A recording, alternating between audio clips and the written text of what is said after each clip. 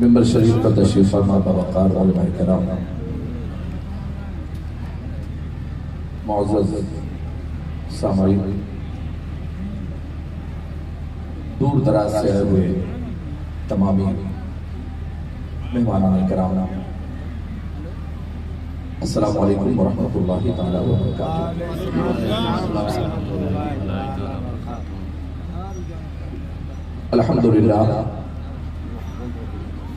الحمدللہ نحمده ونستعینه ونستغفره ونؤمن به ونتوکل علیہ ونعوذ باللہ من شرور انفسنا ومن سیئات اعمالنا، من یهده اللہ فلا مضل له ومن یضلل فلا هادی له، ونشهد ان لا الہ الا اللہ وحدہ لا شریک له، ونشهد ان سیدنا ومولانا محمدا عبدہ ورسولہ، اما بعد فاعوذ باللہ من الشیطان الرجیم، بسم اللہ الرحمن الرحیم۔ کنتم خیر امت اخرجت للناس تأمرون بالمعروف وتنہون عن المنکر، آمنت باللہ صدق اللہ العظیم۔ جتنے لوگ یہاں تشریف فرما ہیں، نہ ان میں کوئی امیر ہے، نہ کوئی غریب ہے، نہ کوئی بڑا ہے، نہ کوئی چھوٹا ہے، سب حضور کے امتی بیٹھے ہوئے ہیں۔ امتی اپنے آقا سے کس قدر پیار کر سکتا ہے، کتنی محبت دل میں سجا سکتا ہے۔ گفت و شنید سے پہلے ادب کے ساتھ بارگاہ رسالت میں ہدیہ درود پاک پیش کر لیں۔ اللہم صلی علی سیدنا و مولانا محمد بارک وسلم، طب القلوب و دوائها و عافیت الابدان و شفائها و نور الابصار و ضیائها و آلہ و صحبہ دائما ابدا۔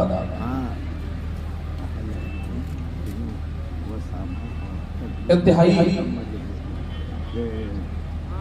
خوشی ہے مجھے کہ آج دارالعلوم اہل سنت غریب نواز بیدولہ چوراہا، جس نے اپنے 25 سالہ درس و تدریس اور خدمت خلق، عقیدے کے استحکام اور تمام ضرورت مندوں کی تکمیل کے لیے جس نے شب و روز محنت کی ہے،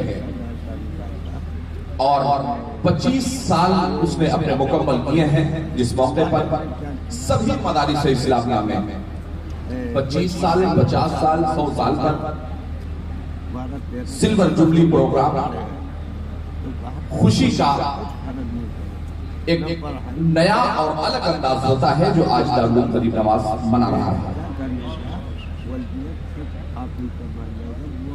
میں آپ کے سامنے آج موجود ہوں۔ میری ابتدائی تعلیم مدرسہ حبیبیہ سراج العلوم جو میرے گاؤں بزدلیہ میں ہے، الف با تا سا میں نے وہاں پڑھا، اور پھر اس کے بعد حضور قائد ملت حضرت علامہ الحاج محمد حفیظ اللہ صاحب قبلہ قادری اشرفی علیہ رحمت و رضوان، جو سپرد خاک ہیں، جنہوں نے تمام نشیب و فراز اور تمام دقتوں کا سامنا کر کے ہمیں اس اہل بنایا۔ میں مبارکباد پیش کرتا ہوں اور دعا کرتا ہوں اللہ رب العزت انہیں کروٹ کروٹ جنت الفردوس میں اعلیٰ مقام عطا فرمائے۔ ایک مرتبہ نہیں، کئی مرتبہ انہوں نے اس بات کا اعلان کیا کہ اگر میرے بعد میری زبان بن کر کوئی گفتگو کرے گا تو ارباب کی شخص میں میرا بیٹا موجود ہے۔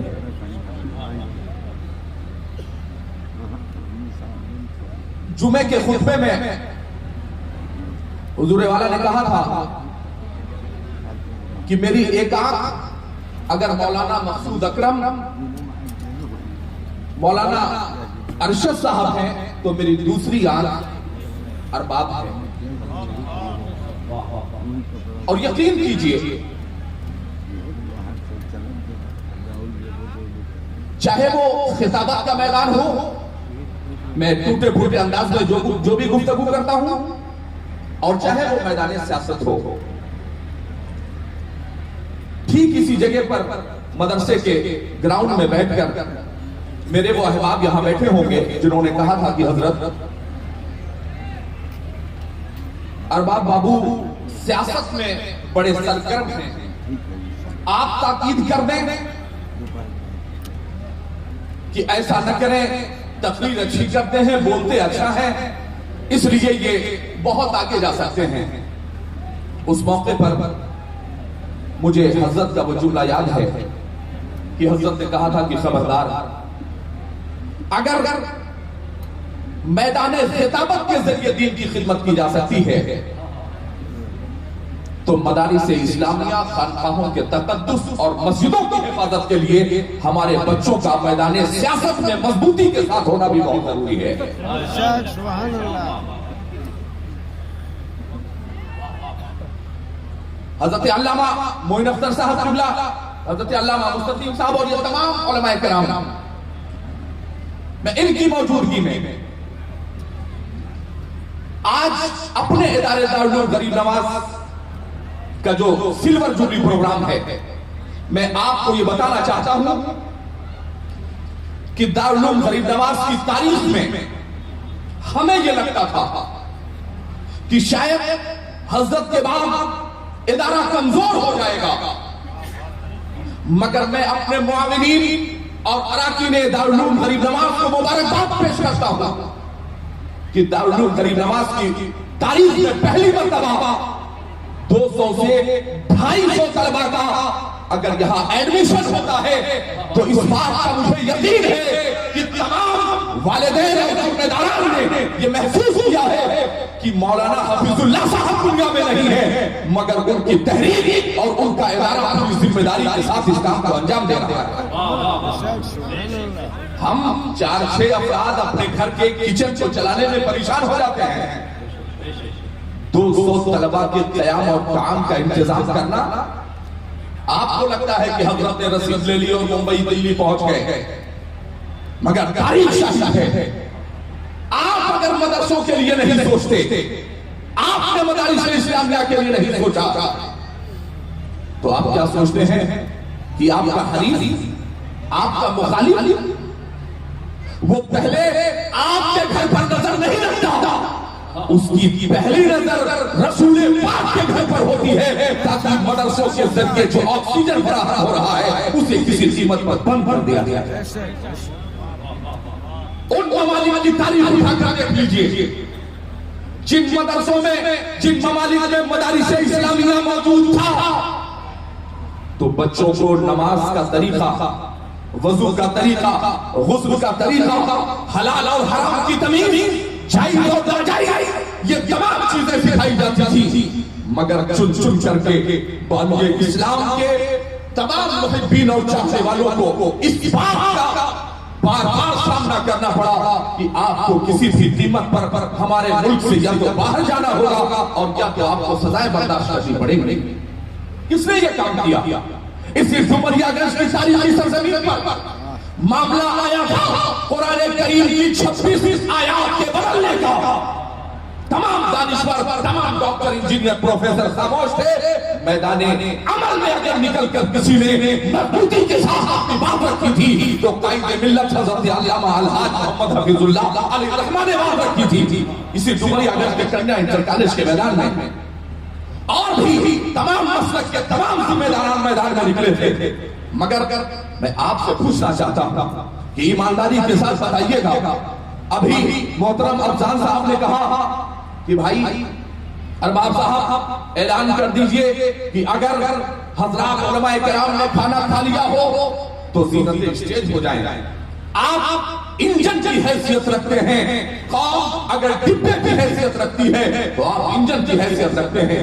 آپ کو دیکھ کر ایک اچھا اثر لے کر کے عوام یہاں سے جائے گی کہ ہمارے حضرت خود ہی ڈسپلن میں ہیں، مگر جو میرے دل کا درد ہے اور جو میں آپ کے سامنے بیان کرنا چاہتا ہوں اسے سمجھنے کی کوشش کیجیے گا۔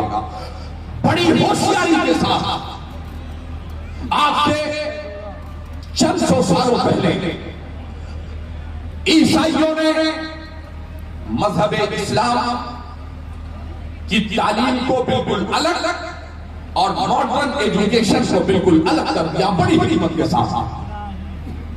اس کا نقصان یہ ہوا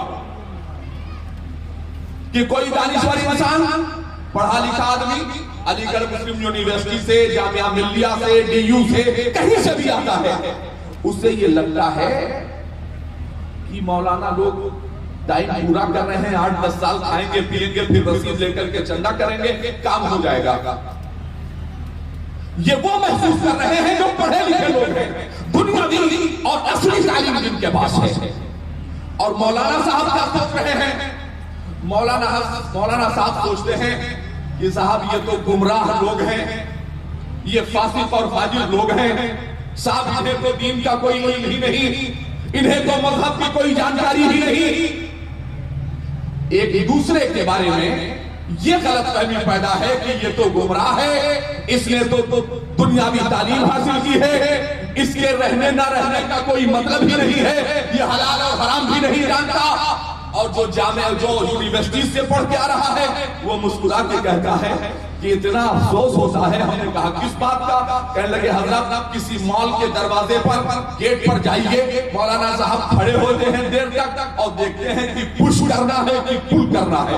مولانا صاحب کو یہ بھی نہیں پتا ہے پش کیا ہوتا ہے پل کیا ہوتا ہے، یعنی وہ عالم دین کو یہ سمجھ کے مذاق اڑا رہا ہے کہ پش اور پل کا مطلب بھی مولانا صاحب کو نہیں پتا ہے۔ وہ یہ سوچ رہا ہے کہ مولانا صاحب اگر بینک میں بھی جاتے ہیں تو اپنے فارم کو بھروانے کے لیے کسی پڑھے لکھے نوجوان سے التماس کرتے ہیں بابو تھوڑا سا فارم بھر دیجئے۔ وہ اس بات کا مذاق اڑا رہا ہے کہ صاحب مولانا صاحب اسٹیشن پر کھڑے ہوتے ہیں، ٹرین گزر جاتی ہے، مولانا صاحب کو پتہ بھی نہیں چلتا ہے کہ ہماری ٹرین کا نمبر کیا ہے اور کس پلیٹ فارم پر آ رہی ہے۔ ایمانداری کے ساتھ ذرا آپ مجھے بتائیے گا، دونوں کے اندر کمی نہیں ہے مگر دونوں غلط فہمی میں جی رہے ہیں۔ خدا کی قسم ان دنیاوی اور دینی تعلیم کو الگ کر کے عیسائیوں نے یہ مسائل دیا تھا کہ نہ یہ عالم دنیا کی برابری کر سکے اور یہ دنیا کی تعلیم حاصل کرنے والا نہ کبھی دین کے بارے میں جانکاری حاصل کر سکے، ایک دوسرے کا دونوں مذاق اڑاتے رہے۔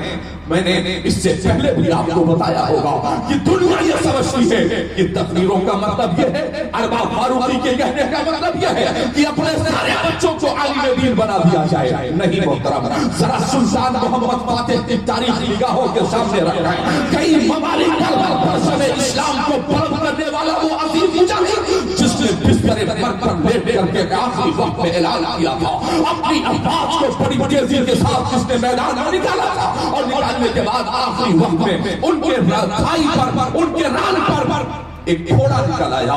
عیسائی ڈاکٹر نے بڑی ہی حکمت کے ساتھ، بڑی ہی سازش کے ساتھ سلطان محمد فاتح کے اس گھوڑے پر زہر آلود تمام آلات اس نے چلا دیے، بلیڈ زہر آلود تھا، زہر میں بجھایا ہوا تھا، اسے اس نے چیرا۔ آخری وقت میں سلطان محمد فاتح نے کہا تھا جہاں ایک طرف ہمارے بچوں کو مجاہد ہونا چاہیے، جہاں ایک طرف ہمارے بچے کو عالم دین ہونا چاہیے، وہی دوسری طرف ہمارے بچے کو بہترین ڈاکٹر بھی ہونا چاہیے، ماہر انجینئر بھی ہونا چاہیے، ماہر پروفیسر اور لیکچرر بھی ہونا چاہیے، شاندار تاجر بھی ہونا چاہیے۔ حضرات اب ذرا تاریخ نگاہوں کے سامنے رکھیں، ہمارے کہنے کا مطلب یہ نہیں ہے کہ آپ کی تعلیم، آپ کی ڈگریاں بیکار ہیں، مگر جب تم اپنی ڈگری سے ہماری ڈگری کا موازنہ کرو گے، جب تم اپنی ڈگری سے ہماری ڈگری کا مقابلہ کرنا چاہو گے تو تم اپنی ڈگری کے لیے کوئی مضبوط دلیل لے کر کے آؤ گے۔ تمہارے کالج کے پروفیسر، تمہارے کالج کا پرنسپل آئے گا، وہ کہے گا صاحب ڈاکٹر راس کا یہ بیٹا ہے جس نے ہمارے کالج سے انجینئرنگ کی ہے، جس نے ڈاکٹری کی ہے، جس نے प्रोफेसर से अपने आप को बिठाने के लिए मजबूती के साथ तैयारी की है, मगर तारीख शाही है आपके कॉलेज का प्रिंसिपल बोलेगा, मगर हमारी तालीम के लिए मुस्तफा जाने रहमत का कौल मौजूद है। मेरे मुस्तफा इरशाद फरमाते हैं, खैरुकुम मन तअल्लमल कुरान व अल्लमा, तुम में सबसे बेहतर वो है जो कुरान सीखे और कुरान को सिखाए। क्या कहा था मेरे मुस्तफा ने? आज मॉडर्न एजुकेशन के चक्कर में अपने बच्चों को कमजोर न समझिए, अपने बच्चों को ये समझने की कोशिश कीजिए कि हमारे बच्चे का क्या होगा। मजहब इस्लाम ने दीन और दुनिया की तालीम को कभी अलग नहीं किया है। जरा बद्र का मैदान निगाहों के सामने रखा है, असीरा ने बद्र कैदों बंद के साथ बारगाह मुस्तफा में लेके पहुंचाए गए थे। सहाबा मुस्तफा की बारगाह में हाजिर हुए, अर्ज करते हैं या रसूल अल्लाह, यही वो लोग हैं जिन्होंने बिलाल हबशी के सीने पे पत्थर तोड़े थे, यही वो लोग हैं जिन्होंने हालत सजदा में आपके पुश्ते अनवर पर कोठरियां डाली थी। ए पैगंबर इस्लाम, यही वो लोग हैं जिन्होंने रात की तारीकी में हमें हिजरत पे मजबूर किया था, यही वो लोग हैं जिन्होंने 3 साल तक डिटेंशन सेंटर शोबे अबी तालिब में हमें रखा था।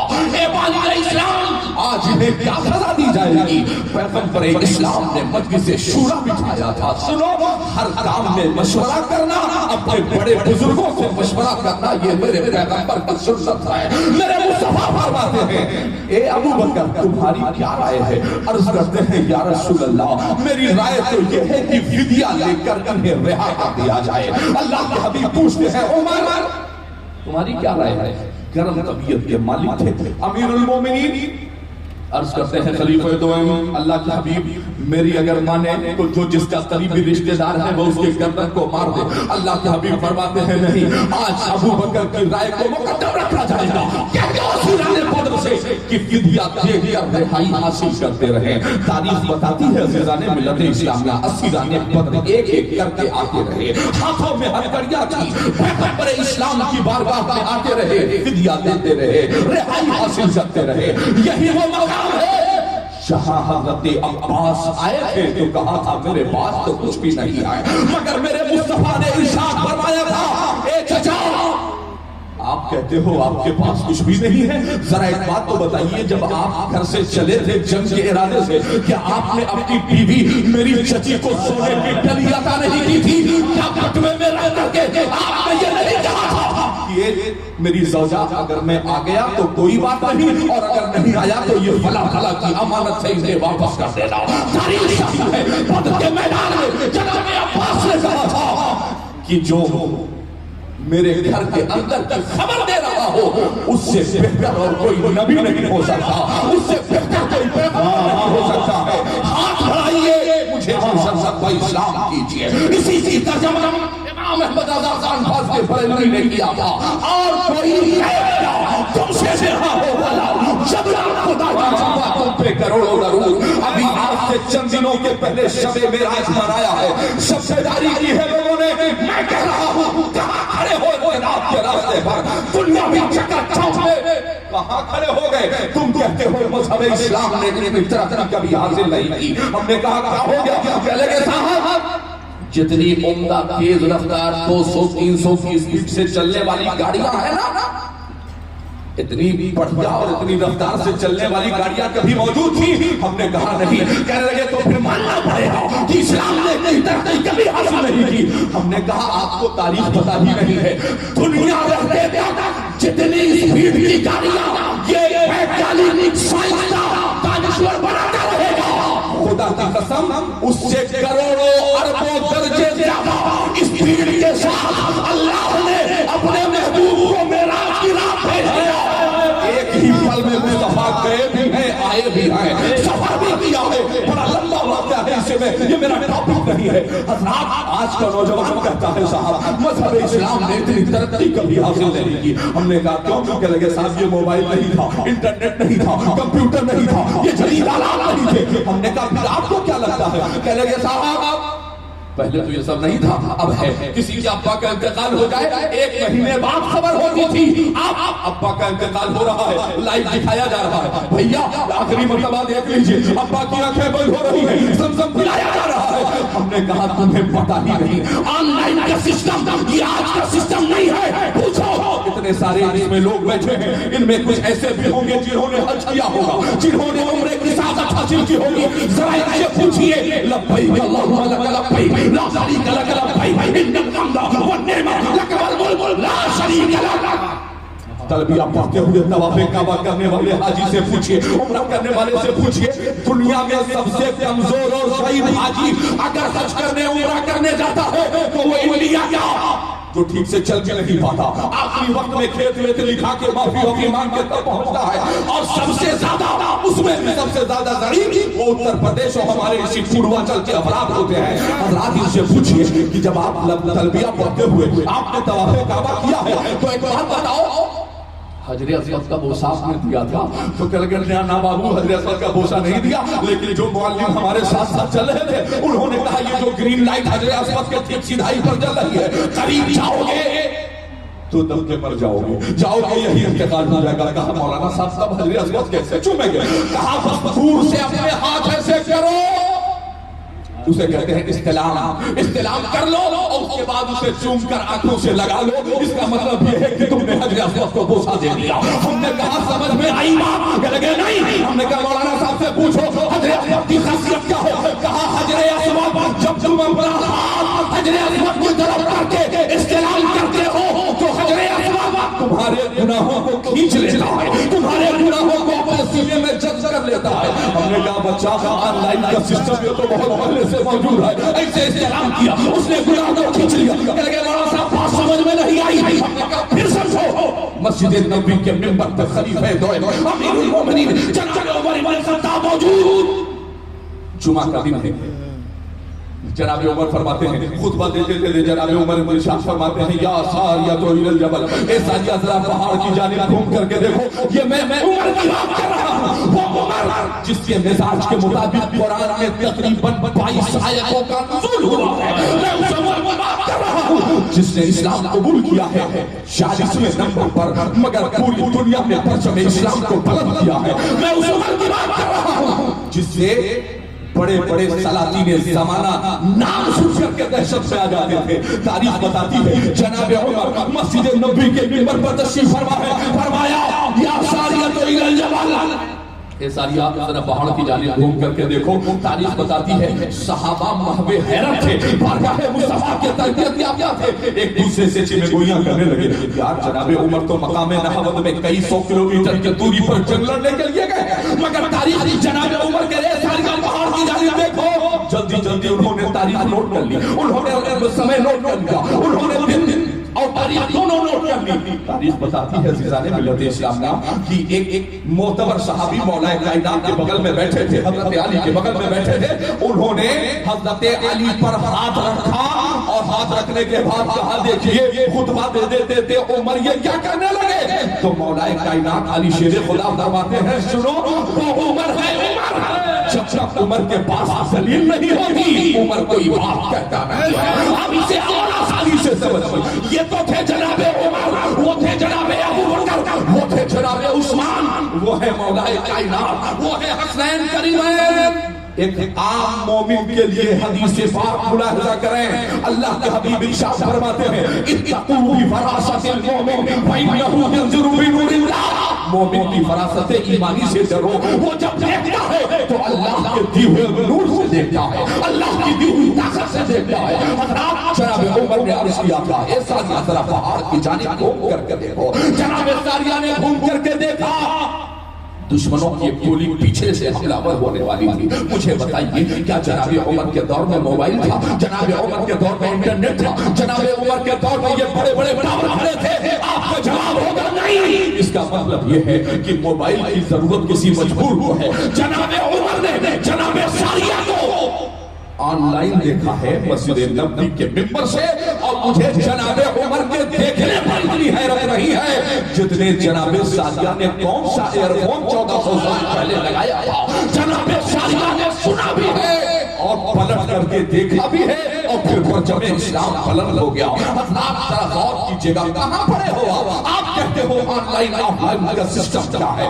آئیے ذرا تاریخ سے پتہ نگاہوں کے سامنے رکھائیں. اللہ کے حبیب ارشاد فرماتے ہیں فدیہ دیتے رہو رہائی حاصل کرتے رہو، فدیہ لوگ دیتے رہے، رہائی حاصل کرتے رہے، مگر وہ لوگ جو ہر چمتکار کو نمسکار کر رہے تھے، جو ہر طاقت کے سامنے اپنے گھٹنے کو ٹیک کر اسے معبود حقیقی تسلیم کر رہے تھے، ایسے افراد بھی بارگاہ مصطفیٰ میں حاضر ہوئے اور عرض کرتے ہیں اے مسلمانوں کے پیغمبر، میرے پاس تو ایک ٹوٹی کوڑی بھی نہیں ہے، میرے پاس ایک درہم بھی نہیں ہے۔ اللہ کے حبیب ارشاد فرماتے ہیں جن کے پاس کچھ بھی نہیں انہیں ذرا کنارے کھڑا کر دیا جائے۔ اخیر میں بانی اسلام ہادی اعظم صلی اللہ علیہ وسلم نے بلایا اور بلا کر کے کہا تھا آؤ میں تمہارے لیے بہترین سزا کا انتخاب کر دیتا ہوں۔ اور ہمارے کرام کی خصوصی توجہ طالب ہوں میں اس لیے کہ ہمیں یہ کہا جاتا ہے مولانا صاحب سوچتے ہیں کہ سارے بیٹے کو عالم بنا دیا جائے، مولانا صاحب کہتے ہیں سارے بیٹے کو مفتی بنا دیا جائے، نہیں، دین اور دنیا کی تعلیم کو بڑی خوبصورتی کے ساتھ الگ کیا گیا ہے تاکہ ماڈرن مسلمان وہ اس کا عقیدہ کمزور ہوتا رہے اور یہ عالم یہ دنیا کی ترقیوں میں کاندھے سے کاندھا ملا کر کے کبھی نہ چل سکے۔ اللہ تاریخ بتاتی ہے اللہ کے حبیب نے اخیر میں اسیران بدر کو بلایا اور بلانے کے بعد کہا تھا اے اسیران بدر، آج میں تمہارے لیے بہترین سزا کا انتخاب کر دیتا ہوں۔ قدم ڈگمگا رہے تھے، بڑا ظلم کیا تھا انہوں نے مکے کی زمین پر۔ اللہ کے حبیب مسکرائے، ارشاد فرمایا، ذرا آپ کی توجہ چاہتا ہوں تمامی سامعین کی۔ اللہ کے حبیب ارشاد فرماتے ہیں اے اسیران بدر، تمہاری سزا یہ ہے تم صحابہ کے 10 بچوں کو ایک قیدی 10 بچوں کو لکھنا بھی سکھا دے، پڑھنا بھی سکھا دے، یہ ہے سزائے مصطفیٰ۔ لکھنا بھی سکھا دے، پڑھنا بھی سکھا دے۔ اب ذرا سمجھئے گا، اللہ کے حبیب نے کہا لکھنا بھی سکھا دے، پڑھنا بھی سکھا دے۔ صحابہ کی جماعت حاضر تھی، عرض کرتے ہیں اما ابا سب آپ کے قدموں میں قربان، اے حبیب خدا، نہ یہ قرآن کو جانتے ہیں نہ قرآن کو مانتے ہیں، نہ یہ حدیث کو مانتے ہیں نہ صاحب حدیث کو مانتے ہیں، اے حبیب خدا یہ صحابہ کے بچوں کو کیا لکھنا سکھا دے، کیا پڑھنا سکھا دے، یہ کیا پڑھا سکتے ہیں؟ عقیدے کے لیے فقہ کی کتابیں، تفسیر کی کتابیں، اصول حدیث کی کتابیں نہیں۔ اللہ کے حبیب ارشاد فرماتے ہیں میرے صحابہ، جہاں ایک طرف صحابہ کے بچوں کو دین کا علم ہونا ضروری ہے، وہی دنیا کے تمام علوم کا جاننا ضروری ہے۔ وہ تمہاری نیتوں پر منحصر ہے کہ تم تبلیغ کیسے کرنا چاہتے ہو۔ ایک ڈاکٹر کیا اس شعبے میں نہیں آ سکتا؟ ایک ڈاکٹر اگر یہ سوچ رہے کہ میں نے ڈاکٹری کا کورس کیا ہے، MBBS MS MD ہم نے کچھ بھی کیا ہے، مگر میرا جو پریکٹس کا طریقہ ہوگا وہ سنت مصطفیٰ کے تئیں ہوگا، وہ حضور کے بتائے ہوئے طریقے پر ہوگا۔ ایک بہترین وکیل، ایک ایڈوکیٹ، وہ اگر یہ سوچ لے کہ میں غلط لوگوں کا مقدمہ نہیں، میں اگر کسی کو ظلم کی بنیاد پر، سازش کی بنیاد پر اسے سلاخوں میں ڈالا جاتا ہے تو ہم اس کے لیے مقدمہ لڑنے کے لیے تیار ہیں اور انصاف ہوگا تو حضور کے بتائے ہوئے طریقے پر انصاف ہوگا۔ اگر ڈاکٹر یہ سوچ لے، انجینئر یہ سوچ لے، پروفیسر یہ سوچ لے، تاجر یہ سوچ لے تو خدا کی قسم ضروری نہیں کہ عالم کا سرٹیفکیٹ ہو تبھی آپ کامیاب ہو۔ میرے مصطفیٰ نے کہا تھا کہ تجارت کرنے والا ایمانداری کے ساتھ تجارت کرنے والا کل حشر کے میدان میں صدیقین اور شہداء کی جماعت کے ساتھ کھڑا ہوگا۔ یہ میرے مصطفیٰ ارشاد فرماتے ہیں اور ہمارا مزاج یہ بن گیا۔ اب ذرا آئیے میں اپنے اصل موضوع کی طرف آتا ہوں۔ اللہ تبارک و تعالیٰ نے اس زمین پر ہمیں اشرف المخلوقات بنا کر کرم والا کرم کہ ہمیں امت مصطفیٰ میں ادنا سا امتی بنا کے پیدا فرمایا۔ ہماری ضرورت زمین پر پیدا کرنے کا مقصد اللہ نے اپنا خلیفہ بنا کے زمین پر بھیجا۔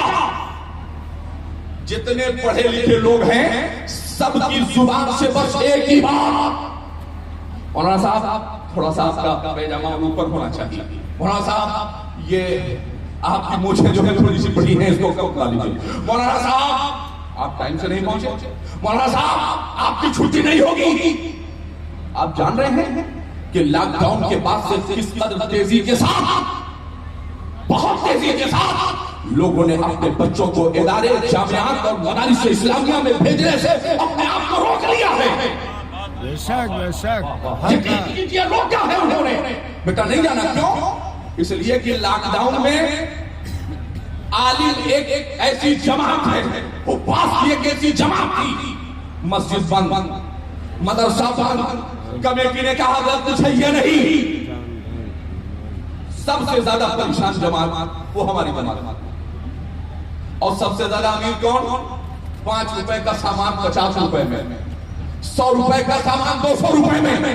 میں یہ بات اس لیے کہہ رہا ہوں اپنے علماء کی موجودگی میں کہ امیر کبیر شیخیا بھنگاری شیخیا اور پیو لکڑے والا کی بیجا تعریف کرنے سے بہتر ہے کہ ہم میدان تجارت میں بھی قدم رکھ رہے ہیں اور میدان سیاست میں بھی ہمیں قدم رکھنا ہوگا، اس لیے کہ دنیا کے سارے تالوں کی کنجی ہے میدان سیاست۔ اب ذرا تاریخ کی روشنی میں آپ اسے سنیے گا، علماء کی موجودگی میں آن لائن کیمرہ چل رہا ہے، اس کی موجودگی میں پورے دانشورانے قوم کو دعوت فکر دیتا ہے ارباب فاروقی۔ ہم سے کہا جاتا ہے مولانا صاحب آپ کو سیاست لانے کی کیا ضرورت ہے؟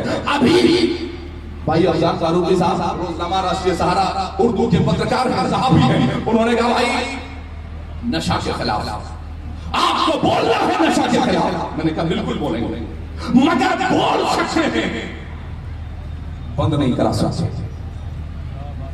یہی کلیجہ پھٹ گیا کہ مرکزی ادارہ تعلق غریب نواز ہے ہمارا، چند قدم پر ٹھیک ہے۔ سوچئے گا جس پیغمبر کے ایک اعلان پر شراب کی گگریاں لوگوں نے بنا دی تھی، وہاں شراب بچوانے کا کام یہی بغل میں سراج احمد صاحب کرا رہے ہیں۔ صاحب بھی کہنا جرم ہے۔ سوچئے میں نہیں، پورے بھارت کے علماء، تمام مساجد کے علماء مل کر کے اور یہ کہیں ایس ڈی ایم صاحب، ڈی ایم صاحب، ایس او صاحب، سی او صاحب، یہ ٹھیکے بند ہونی چاہیے۔ کوئی سنے گا کیا؟ سب اکٹھا ہو کے چلیے جنتر منتر پہ چلتے ہیں۔ شراب ام الخبائث ہے، صرف مسلمانوں کے گھروں میں یہ بلا نہیں ہے، غیر مسلم بہنوں کی عزتیں لوٹ لی جاتی ہیں، ان کے گہنے بیچ دیے جاتے ہیں، گھر کا سامان بیچ دیے جاتے ہیں، نشہ حاصل کرنے کے لیے، شراب اور اسمیک حاصل کرنے کے لیے گھر کے گھر تباہ ہو رہے ہیں۔ لہٰذا ہم یہ چاہتے ہیں کہ صاحب، مکھ منتری صاحب، پردھان منتری صاحب، شراب کے ٹھیکے بند ہونے چاہیے۔ کیا کوئی ہماری بات کو سنے گا؟ کوئی اثر پڑے گا کسی پر؟ آپ کا جواب ہوگا نہیں۔ تو سنیے کرنا کیا ہوگا؟ پیغمبر اسلام کی تعریف پڑھنی ہوگی۔ پیغمبر اسلام نے مکے میں ابھیان چلایا ہے شراب کے خلاف۔ پیغمبر اسلام نے شراب کے خلاف ابھیان چلایا۔ کیا کسی نے پیغمبر اسلام کی بات سنی؟ کسی نے پیغمبر اسلام کی بات پر عمل کیا؟ آپ کا جواب ہوگا نہیں۔ محبوب خدا ہے، مختار کائنات ہے، محبوب داور ہیں، شاذی کوثر ہیں، جن کے دم قدم سے یہ کائنات موجود ہے، امام الانبیاء ہیں۔ کیا کسی نے بات سنی؟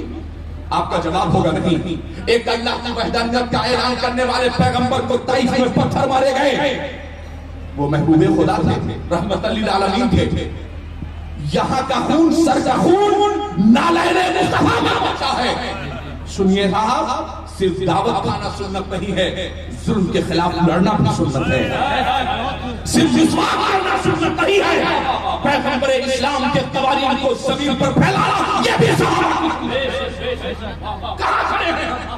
ہماری بات نہیں سنی جاتی۔ ایک عام خزانچی جاہل انگوٹھا ٹیک وہ ایک عالم دین کو چیلنج کرتا ہے، مولانا صاحب صبح بوری بستر تیار کر لیجیے گا، میں آپ کے لیے کام اپنی جماعت کے ذمہ دار کے لیے، کیونکہ جو بات سچ ہے وہ کہی جائے گی۔ خدا کی قسم کسی کی حیثیت کی جو ہمارے سامنے کھڑا ہو جاتا، مگر ظلم کے خلاف ہم لڑے نہیں۔ ہم سوچتے ہیں فلاں سیٹ صاحب ناراض ہو جائیں گے، ہم سوچتے ہیں فلاں سیٹ صاحب ناراض ہو جائیں گے۔ خدا کی قسم حصول رزق کے خاطر زمین مت بیچو، وہ پتھروں میں بھی کیڑوں کو باندھ دیتا ہے۔ جو خدا کیڑے مکوڑوں کو روزیاں پہنچاتا ہے، وہ ہم غلامان مصطفیٰ اور قریبین مصطفیٰ کو ضرور روزیاں پہنچائے گا، مگر طریقہ اللہ نے یہ کہہ کے پیک کر دیا۔ سنو، بھارت کی سرزمین پر ہو، بنگلہ دیش میں ہو، دنیا کے کسی ملک میں ہو، جب بھی تم پریشانیوں کے شکار ہو جانا تو کسی اور کے طریقے کو نہ اپنانا، اپنے پیغمبر میرے محبوب کے طریقے کو اپنا لو گے تو تم سرخرو ہو جاؤ گے، سرسرند ہو جاؤ گے۔ کیا طریقہ تھا پیغمبر اسلام کا؟ موب لنچنگ ہو رہی تھی بلال حبشی کی، موب لنچنگ ہو رہی تھی جناب خبیب کی، مارا جا رہا تھا سلمان فارسی کو، مارا جا رہا تھا صہیب رومی کو، تو کیا کیا تھا؟ سجدے میں چلے گئے تھے، وظیفہ پڑھ رہے تھے، تسبیح پڑھی جا رہی تھی، نہیں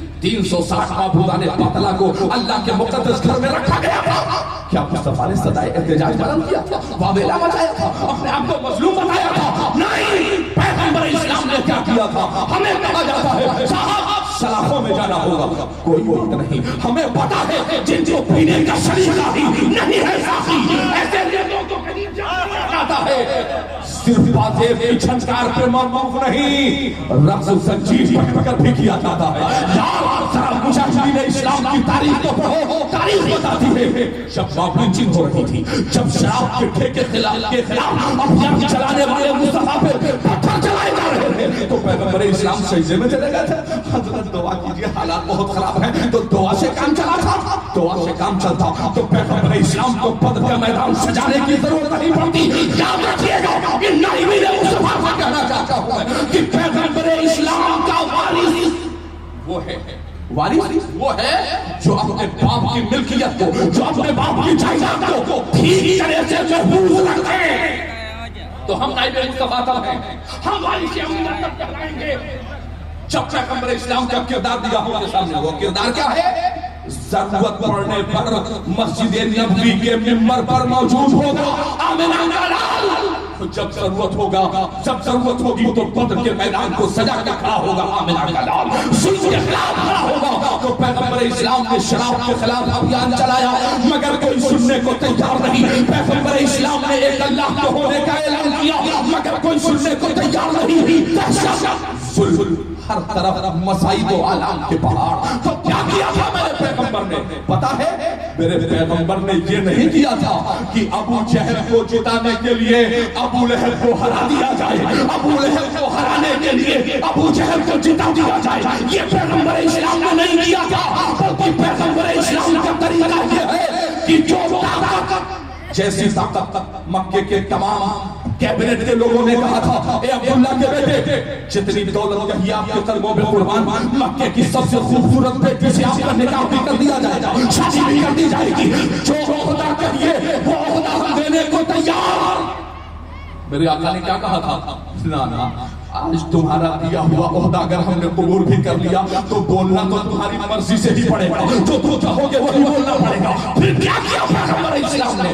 اپنی جائے پیدائش مکہ المکرمہ کو خیرآباد کہا. یار میرے مصطفیٰ نے کہا تھا صلو کما رأیتمونی اصلی, نماز ایسے پڑھو جیسے مجھے پڑھتا ہوا دیکھتے ہو. ہم روزہ ویسے رکھیں گے جیسے حضور نے رکھا, نکاح ویسے کریں گے جیسے حضور نے کیا, طلاق ویسے ہوگا جیسے حضور کو حکم ہے. ہم میت کو قبر میں ویسے اتاریں گے جیسے حضور نے اتارا, ہم کپڑا ویسے پہنیں گے جیسے حضور نے پہنا, ہم کھانا ویسے کھائیں گے جیسے حضور نے کھایا, ہم مسجد میں داخلہ قدم رکھ کے اللہ تعالی کا بابا پڑھیں گے, ہم بایاں پیر نکالیں گے, یہاں تک کہ استنجا خانے میں بیٹھیں گے تو طریقے مصطفیٰ پر بیٹھیں گے. جانے سے پہلے اللہم انی اعوذ بک من الخبث والخبائث نکلیں گے تو بایاں پیر نکال کے پہلے غفرانک کا پڑھا جائے گا. یعنی ہر قدم پر امت کی رہنمائی کرنے والے مصطفیٰ نے کیا عزت و عظمت کے ساتھ جینے کا تمہیں کوئی طریقہ نہ بتایا ہوگا؟ بھارت کے لوگوں, ہند کے لوگوں, تمہیں پیغمبر اسلام کے کردار کو نگاہوں کے سامنے رکھنا پڑے گا. پیغمبر اسلام کے صحابہ کی موت چھینی جا رہی تھی, ان پر ظلم و تشدد کے پہاڑ توڑے جا رہے تھے, خانہ کعبہ کے شہر میں 2 وقت سجدہ بھی ادا نہیں کرنے دیا جا رہا تھا, اذانوں پر بھی پابندیاں لگائی جا رہی تھی. تو کیا کیا تھا پیغمبر اسلام نے؟ پیغمبر اسلام اپنے ساتھی کو پیغمبر اسلام نے لیا, رات کی تنہائی میں میرے آقا مکہ المکرمہ کو خیرآباد کہتے ہیں. یہ نہیں کہا کہ میرے وطن کا کیا ہوگا, یہ نہیں کہا میرے کعبے کا کیا ہوگا, یہ نہیں کہا کہ میرے گھر کا کیا ہوگا, یہ نہیں کہا کہ ابو بکر تیرے مال کا کیا ہوگا. رات کی تنہائی میں میرے مصطفیٰ نے اپنا رہنے سفر باندھا, حدود مکہ سے باہر نکلے, جناب جبریل امین بارگاہ رسالت میں حاضر ہوتے ہیں. اے حبیب خدا مانگ لیجئے, آپ کا رب چاہتا ہے کہ آپ مانگو. کیا مانگ لیا جائے؟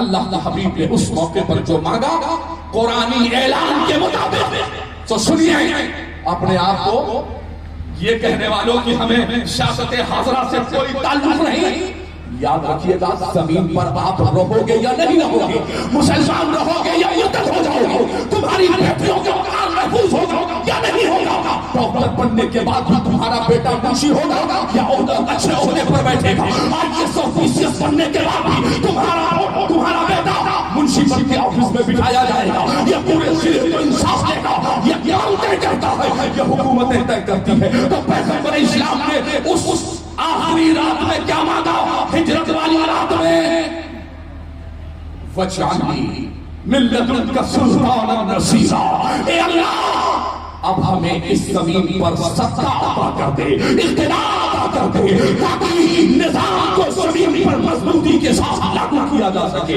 यही मुस्तफा मक्के में अभियान चला रहे हैं। ए लोगों, आज के बाद बेटियों को कत्ल न करना, आज के बाद बेटियों को जिंदा जमीन में दफन न करना। हमारे शोरा पढ़ते हैं तो आखिरी बात कह के अपना शेर मुकम्मल कर लिया कि मेरे हुजूर आए तो बेटियों का कत्ल बंद हो गया। कैसे बंद हुआ ये तो बताओगे ना, पहले तो साबित करना पड़ेगा। हुजूर ने मक्के में कहा शराब बंद कोई नहीं मानता, हुजूर ने मक्के में कहा अल्लाह एक है कोई नहीं मानता, हुजूर ने मक्के में कहा मैं आखिरी नबी हूँ कोई नहीं मानता, हुजूर ने कहा था बेटियों को कत्ल न करना कोई नहीं मानता, हुजूर ने जुआ ताश और उस जमाने में जो भी बुराइयां थी सबके खिलाफ मेरे आका ने अभियान चलाया। कोई सुनने को तैयार नहीं था। फिर मेरे आका ने क्या किया, फिर मेरे आका ने दुआ मांगी, सूरे बनी इस्राइल वजअलनी मिन लदुनका सुल्तानन नसीरा, ए अल्लाह अपनी जानिब से मुझे मददगार अता फरमा दे। तारीख शहीद है, हुजूर क्या बात कह रहा है, हमें सियासत देखना से कोई मतलब नहीं, मगर मेरे आका फरमाते हैं ए अबू बकर रात की तन्हाई में निकल चलो, चलते हैं मदीना मुनव्वरा की जानिब। मेरे आका तशरीफ लेकर के गए और जाने के बाद अल्लाह के हबीब ने एक पायलाज बनाया, अल्लाह के हबीब ने एक घोषणा पत्र जारी किया, अल्लाह के हबीब ने एक मैनिफेस्टो जारी किया। उससे पहले ये जो सियासी पार्टियां जो शोभाबाजी करती हैं, इससे पहले मैनिफेस्टो के बारे में किसी को पता भी नहीं था।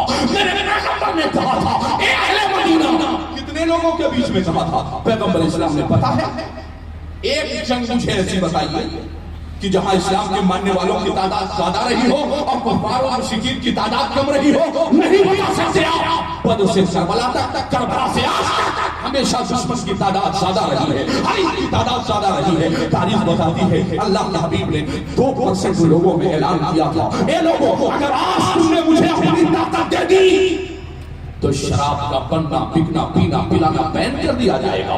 फिर 9 महीने तक कोख में रख के अपनी बेटी को तुम्हें जिंदा जमीन में दफन नहीं करना पड़ेगा। फिर पैगंबर इस्लाम का ऐलान जब मदीने की गलियों में हो गया, तारीख शाहिद है अल्लाह के हबीब ने मुकम्मल सियासी निजाम को अपने हाथ में लिया, जो दुश्मनों ने बड़ी हिकमत के साथ हमसे दूर कर दिया। राना मौलाना साहब आपको सियासत से क्या मतलब, तारीख शाहिद है अल्लाह के हबीब ने निजाम सियासत को, मदीने के निजाम को अपने हाथ में लिया और लेने के बाद अल्लाह के हबीब इंतखाबी मैदान में उतरे और उतरने के बाद इस मैनिफेस्टो को पढ़ने के बाद अपने तो अपने ईसाइयों की औरतों ने और तमाम लोगों ने अहले मदीना ने पैगंबर इस्लाम के नाम पर वोटिंग कर दी। वो माएं भी तड़प रही थी, 9 महीने तक जिनकी कोखों में बच्चियां पल रही थी और फिर जमीन में जिंदा दफन कर दिया जाता था। नताइज का ऐलान हुआ तो सुनो, पैगंबर इस्लाम को सजदे में, पैगंबर इस्लाम के इस मुझसे को बयान करने वालों, सहबा में सूरज का पलटाना, अबू जहल की मुट्ठी में कंकरियों का कलमा रिसालत पढ़ना, हबीब अमरी की बेटी को शिफा देना, बेशुमार मौजज़ात बताने वालों, ईमानदारी से बताओ क्या मौजज़ात मुस्तफा को देखकर अहले मक्का ने हुजूर को अपना कायद तस्लीम कर लिया था? जवाब होगा नहीं। पैगंबर इस्लाम को लोगों ने एक्सेप्ट कर लिया था? नहीं। सूरज को निकलता हुआ देखा है मगर कोई मानने को तैयार नहीं है। फिर मुस्तफा करीम ने इंतखाबी मैदान में उतरने के बाद अल्लाह के हबीब ने फतह हासिल की। तो ये मोहब्बत में जुमला नहीं है, ताजदार मदीना, मदीने के ताज को पहली मर्तबा पैगंबर इस्लाम के सर पर रखा गया और इधर रखा जा रहा है, उधर आदेश हो रहा है मेरे मुस्तफा का। मैं कह रहा था मक्के में कोई सुनता नहीं था, मगर अब सत्ता की ताकत मेरे हाथ में है। वजअलनी मिन लदुनका सुल्तानन नसीरा, अब इख्तियार की ताकत मेरे हाथ में है। जाओ, बस एक कमजोर से मनादी ने पूरे मदीने में ऐलान किया था, आज के बाद ये हुकूमत पैगंबर इस्लाम की है। आज के बाद शराब का बनना, बिकना, पीना, पिलाना बैन किया जाता है। हज़रात, तब शराब बैन हुआ ہے مدینے کی سرزمین پر پیغمبر اسلام نے کہا تھا آج کے بعد بیٹیوں کا قتل زمین پر نہیں ہونا چاہیے. اقتدار کی طاقت کے ساتھ میرے آقا نے اعلان کیا ہے پھر کسی میں ہمت نہ رہی جو بیٹیوں کو قتل کر سکتا, پھر کسی میں ہمت نہ تھی جو بانیہ اسلام کے نظام کے خلاف چلا جاتا. میں آپ سے پوچھنا چاہتا ہوں عزیزان ملت اسلام کا, کہاں ہے ہم؟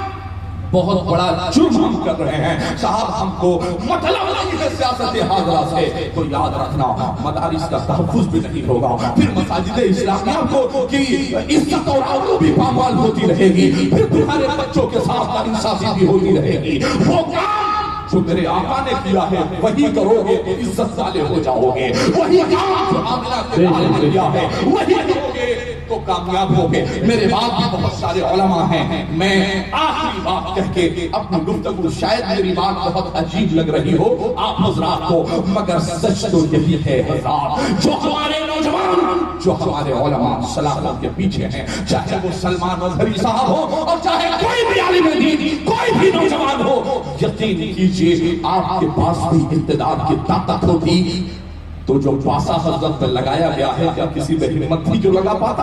آپ کے پاس اقتدار کی طاقت ہوتی, ہر دروازے پر انصاف ہوتا. اورنگزیب عالمگیر بن کر شکنتلا بیٹی کی حفاظت کی جا رہی تھی. 900 سال تک زمین ہند پر انصاف بانٹنے والوں آج دوسروں کی دہلیز پر کٹورا لے کر بھیک مانگ رہے ہو. وہی کام جو میرے آقا نے کیا تھا وہی کام کر لو, کامیاب ہو جاؤ گے. اللہ قرآن میں کہہ رہا ہے تأمرون بالمعروف, اچھی باتوں کا حکم دیجئے. مگر یاد رہے ڈاکٹر صاحب اللہ, اچھی باتوں کا حکم دیجئے, حکم بغیر حکومت کے عمل میں نہیں آتا. تنہون عن المنکر, اور کوئی بھی برائی بغیر طاقت کے ختم نہیں کی جا سکتی ہے. کل تک شراب رکوانے والے شراب بچوانے کا کام کر رہے ہیں. میں اپنے نوجوانوں سے گزارش کرنا چاہتا ہوں کہ آپ چاہے وہ سگریٹ کے نام پر, چاہے وہ افیم اور اسمیک کے نام پر, چاہے وہ یہ جو شراب کی ٹھیکی ہے اس کے نام پر جو نشہ ہو رہا ہے, آپ یہاں سے پیغام لے کر کے جائیے کہ انشاءاللہ العزیز ہم اپنے آپ کو اور اپنی نسلوں کو ہم شراب سے دور کریں گے, ہم نشے سے اپنے بچوں کو دور کریں گے. کوشش کرتے ہیں مگر کسی بات کو عمل میں لانے کے لیے طاقت کی ضرورت ہوتی ہے. یہ سارے علماء ہر جمعہ کو بولتے ہیں, کوئی سننے کو تیار نہیں ہے, مگر طاقت کے ساتھ جب آپ سطح کا حصہ بن کر کے, اقتدار کا حصہ بن کر زمین پر کوئی بات کہیں گے تو اس کہتے ہیں کہ شہر کا نام بدل جائے, بدل گیا, فلاں کا نام بدل جائے, بدل گیا, ہو گیا. تو اقتدار کو سمجھیے, پیغمبر اسلام اور ان کے خلفاء نے اقتدار کے راستے پر زمین پر انصاف بانٹا ہے.